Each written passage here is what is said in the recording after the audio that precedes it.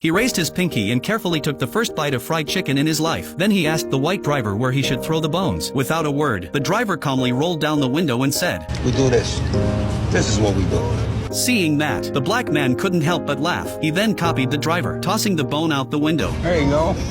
But before the driver's smile had even faded, he was mocked by other white men at a red light. In the 1960s, racism was everywhere. And now, a white man was working for a black man. Faced with those hostile stares from the car beside him, Tony just raised his middle finger, then hit the gas and sped off. What those two white men would never have guessed was that only months earlier, Tony himself had been deeply racist. When his wife once offered a black worker a glass of water, Tony tossed the cup straight into the trash. His wife didn't understand, but she didn't argue either. Tony was the backbone of the family, and everyone knew about his short temper. With his strength, Tony worked as a bouncer at a bar, handling unruly customers. To earn extra trust from patrons, he'd even stage little tricks with the cashier. She'd sneak valuables from a guest, and Tony would miraculously recover them, earning both gratitude and a generous tip. He always acted reluctant to take the money, building a reputation for honesty. That way, Tony made plenty of friends. But one night, everything changed. A fight broke out at the bar, and Tony threw a man out with his bare hands. What he didn't know was that this man had powerful connections. Because of that, the bar was forced to shut down, and Tony suddenly found himself unemployed. With no steady income, he had to take odd jobs to support his family. Through a friend's introduction, he went to a mansion to interview as a driver for a pianist. When the boss appeared, Tony froze. The man was black, sitting high on his throne-like chair. Dr. Shirley asked if Tony minded working for a black man. Tony didn't like the idea, but for money, he swallowed his pride. Shirley explained he needed more than a driver. He wanted a bodyguard, a travel manager, someone to shine his shoes and wash his clothes. He was about to tour the Deep South, where racism was at its worst. The job would last 2 months. Pay $3,000 a month, plus room and board. The salary was tempting, but Tony stood up and refused. He could handle driving for a black man, but he would never be someone's butler. Shirley looked disappointed. The agency had recommended Tony more than once, saying he could solve any problem. Hearing that, Tony reconsidered. He agreed to take the job, but only if his pay went up by $200, and with one condition: he would never be a butler. Shirley just replied, "Thank you for stopping by."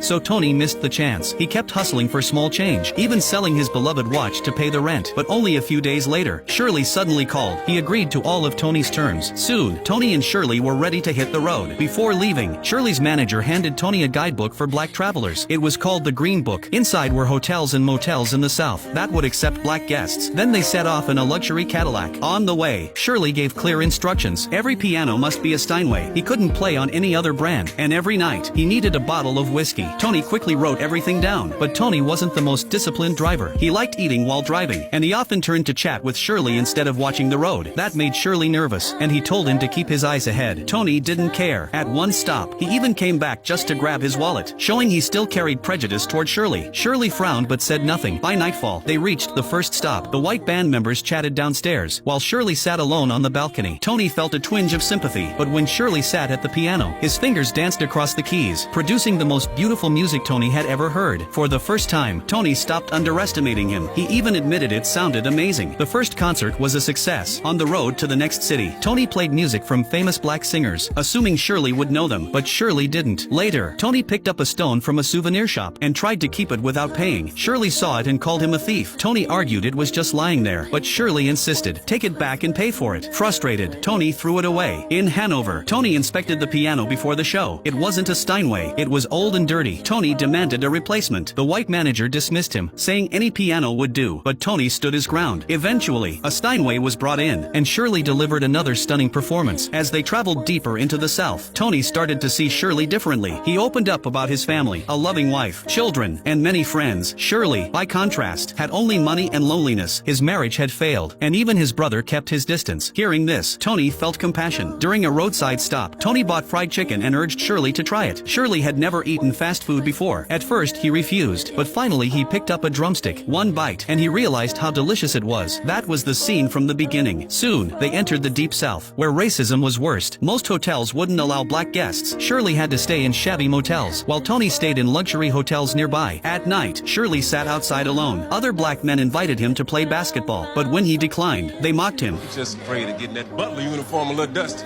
They thought he was just Tony's servant. Shirley forced a smile and left. One evening, the white band members rushed to Tony. Shirley was in trouble at a bar. Tony stormed in and demanded they release him. The owner even pulled out a shotgun, but eventually they let Shirley go. On the way back, Tony scolded him for being careless in white bars. Shirley said discrimination was everywhere. He had long grown used to it. Later, their car broke down. Tony worked under the pouring rain to fix it. Black laborers nearby watched in shock. A white man working for a black man? It was unthinkable. But instead of pride, Shirley only felt shame. He got back in the car, and they left quickly. In North Carolina, they attended a fancy banquet, but the main dish was fried chicken, a stereotype about black people. Shirley was insulted but kept calm. When he asked to use the restroom, the host refused and told him to go outside. Shirley insisted on returning to his motel instead, even though it meant an hour's delay. Tony didn't understand, but for Shirley, it was about dignity. Tony later learned from the band members that Shirley was highly respected in the North. He was paid triple the fee, and the elite adored him, yet he chose to tour the South. When Tony asked why, they refused to explain, believing Tony was just like other whites, who never truly respected Shirley. On another day, they stopped at a tailor shop. Shirley admired a suit. The owner gladly let Tony try it, but when Shirley wanted to, the owner stopped him. If he wanted to try, he had to buy first. It was blatant discrimination. Shirley smiled bitterly and walked out. Despite the challenges, the tour went on smoothly, and Tony and Shirley grew closer. But one rainy night, they accidentally drove into a restricted road. Police stopped them. They said black people couldn't use that road at night. Tony argued, and both men were taken to jail. At the station, Shirley tried to reason with the officers. They ignored him. Finally, he made a phone call. Minutes later, the police chief ordered them released. The officers' attitudes changed instantly. Tony realized then that Shirley had powerful friends, people far beyond ordinary influence. He looked at Shirley differently. From that moment, his respect grew. Want to know what happened next? Follow me. The rest of the story will be updated soon.